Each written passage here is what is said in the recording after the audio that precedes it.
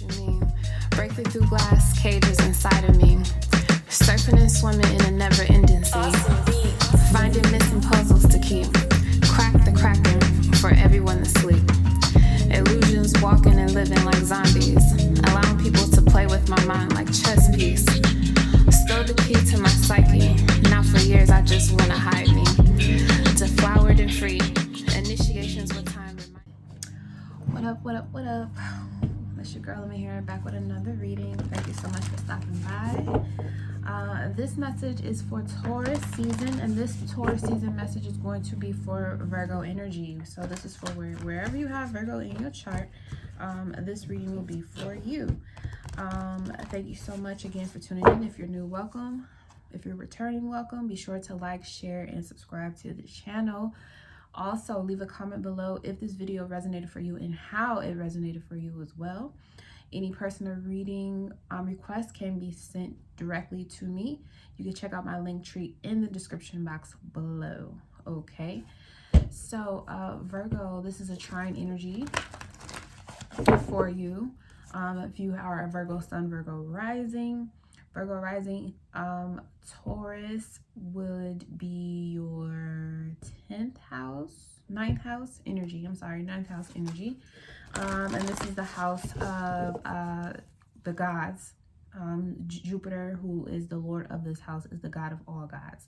So this is about understanding your overall purpose spiritually. Your lesson in this world, your spiritual experience that you're having in this world is to manifest. Virgo is a magician. Mercury rules, but it encompasses the earth part, which makes you different from Gemini Mercury. Okay, so this eclipse season is taking place in your 9th and your 3rd houses of communication, lower and higher communication. So this eclipse that's happening first is going to plant new seeds on how you manifest in your life through spirituality, reconnecting to your higher spiritual self, and the experience of what that actually means is being grounded.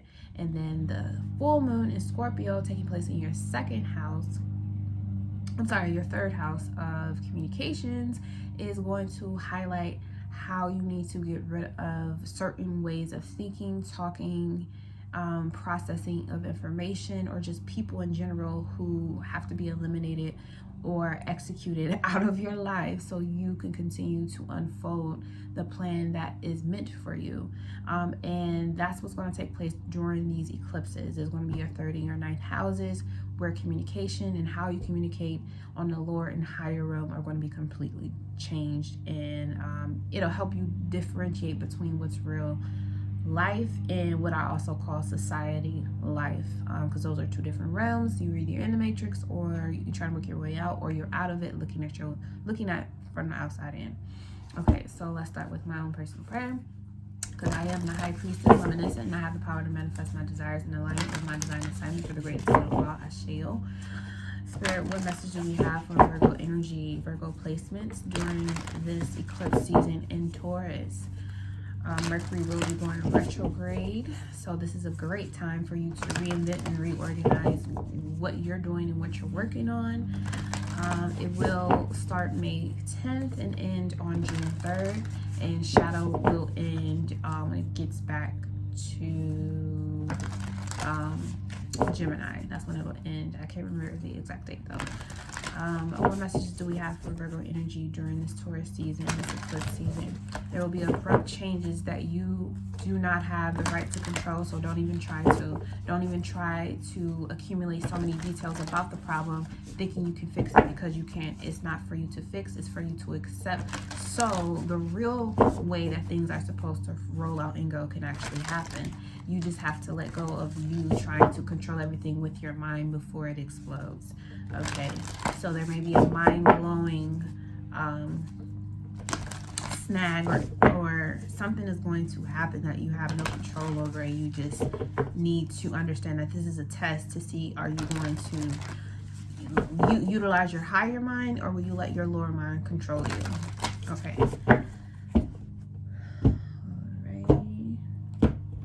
Alright, so what what gift do you already have that's being expanded at this time in the first position? 12th house, escape. All right, 12th house is the house of spirituality, endings and beginnings. Okay, what's to be revealed? 11th house, friends. Okay, 11th house is also the house of technology, 444, protection. Third house, third position, what you will be working on, Uranus, genius, developing your uniqueness, all right, and also developing your connection to listen to divine guidance, no matter how random or authentic, but random the enlightenment may come or be. And your outcome is third house, messages, which is where the Scorpio energy, the full moon, will be taking place during the season. So all of this will total up and give you the outcome this full moon in Scorpio that takes place between the 15th and 16th of May.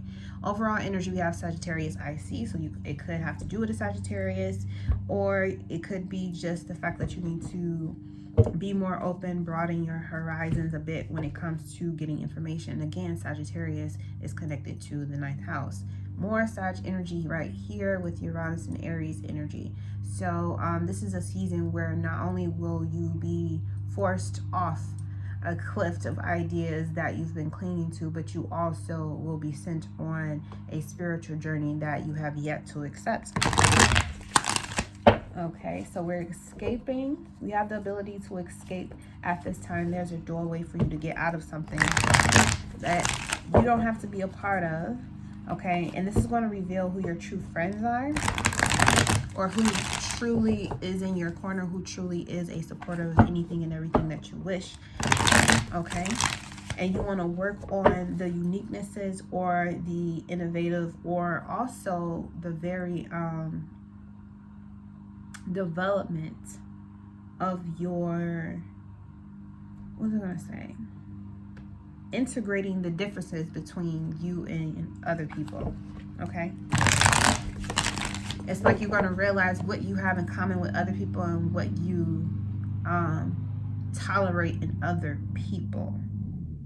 And it doesn't necessarily have to be a bad thing or a negative thing. It could just be you starting to overall, again, Sagittarius IC, expand your vision with what your life is meant to do, where you're meant to go, how you're meant to live is being expanded on. So the way you think about things, the way you perceive messages is going to be completely different than how it was before. And Scorpio energy in your third house, or Scorpio energy being third house to Virgo energy, just period, is because you have the ability to completely release information and accept new information when it comes in, so that the value of life, 9th house Taurus, has the ability to become better. You're making your life and the life of others who are connected to you, who see what you see, better. Okay, so this is all about you seeing the world in your life better than what you were before. But that requires you to escape or release a way of seeing your life all the way up until this point. So let's check out this escape. Okay, you're escaping. You have the ability or a gift to escape something that's really annoying you, causing you to be stressed out. It's giving you way too much information and too many ideas, but there's not enough grounding that's taking place. So you have a gift to escape whatever this is at this time. And you can circle back to it, or you can get on the ride and you know, again, go for a new vision that you may have for yourself. But the 12th house is about escape, because this is the last house. It's the last piece to the puzzle, where you get to leave one realm and enter another. So whatever realm that you've been in right now that's causing you anxiety, and it is a philosophy or a belief system that you are holding, that's what's really causing you to keep going over and over. Just like this cochlear, it's the Fibonacci sequence, where it's going over and over and over, right? Like you're going down like a rabbit hole, kind of, or maybe you're going to be sent into a rabbit hole during a spiritual awakening process, and it's because you need to awaken to what the truth is and get rid of something that is actually very poisonous or terrible for your mental health, your mental space. You've taken on too much, or you're trying to suck up so much information that when it comes to actually manifesting in the physical realm, it's like you're kind of stuck. And because you're not able to go any further, it's because there's something else you need to move to. So what's being uncovered in this 11th house, friends, let's look at this. Okay, so we're turning our back on one thing and letting something go. This is the card, the 3 of Wands of the Hunter as well. So there's something else that's way more important that you need to be going after, okay? It may include seeking information from friends, or those friends are actually coming to seek more information from you. Because it's vice versa. But there is someone that you are connected to for a specific reason that is going to support whatever development that you're creating. So you got all the information. Now you need to start manifesting into physical reality. If you're looking for someone to support you, you do have friends, or you have a soul tribe that's specifically for that purpose unfolding. They're going to be flocking to you at this time, or you need to turn your back on people who are claiming to, be about their life, but when it comes down to it, they have fear or they're scared, and you need to go ahead and let them go and continue to hunt for other people who will actually be there no matter what. And it's not that they're less than, it's just that they have things that they have to work out that's not in alignment with where you are right now. So you want to continue to show passion and have understanding that, of the differences, which is what this Uranus and Genius, this card is talking about right here. So you're working on your individuality and accepting the individuality of other people, so you can become more well-rounded and adjust how you see things. Here we have the Lover's card, Venus, Gemini energy, Archangel Raphael in the place to be, baby. Okay, so with this Uranus 9, which is a number about wisdom, going through the processes from 0 to 8. With this Lover's card, this is about choices, making decisions that are in alignment, okay? This is the card for Gemini because this is the balance of divine masculine and divine feminine. You have your own way of doing this. You have your own unique way of going about life with this type of energy. And when it is in balance, it gives you the ability to use your geniusness to innovate or create and eventually manifest something that is going to work out not only for you, but for the greater good of everybody else that's involved. Okay, there may be some unique situation with this Uranus energy, which has the ability to completely just, come in and knock everything off the table. And it's not like a tower moment like Mars, where it's like you have to rebuild something. It's knocking everything out of the way that is making you lose your authenticity and get you back in there. And there may be one specific person that you need to call on, or you need to speak with to help you regain that authenticity that you may have lost, because whatever you've been getting into, or whatever you've been planning, whatever you've been using all of your mental strength for, is leaving you stressed out, and you need some support, hidden support, and it's coming to you so it can revitalize your authenticity and in turn understand someone else's direct authenticity as well, okay, without judgment. This is you accepting you for who you are, and there may have been parts of you that you have been scared or to say or to speak up for in dealing with other people because you don't want to create more anxiety for yourself or someone else. But somebody is coming in to help you cut out all that bullshit because you've been out of alignment and you need to start seeing things differently. And that's to help you grow and expand beyond where you've been. It's not to take you backwards, okay? There was a separation that had to take place between you and this other person who is, I want to say, a twin flame or a soulmate in some fashion. It doesn't have to be a romantic relationship, but there is a separation that had to take place in order for you to understand your individuality and for them to do the same, so that you both can grow and expand your worlds individually, So if you do ever return and come back together, which this is ability to, and he has the apple. You don't know, because even though the apple's on her side, you know, of the card, and she could be giving it to him, but she also could have gave it to him and he's giving it back to her. You know what I'm saying? Like there's information that's being transferred between the divine feminine and divine masculine. It's like someone is going out and telling someone something, and then they go out, the masculine actually put action into it, and then they come back with the results like okay, so here, this is what took place, okay? And this is like your spiritual guides, or yeah, just like your spiritual guides, your guidance, whoever your guidance system, whoever is your Ori, and who's working with you.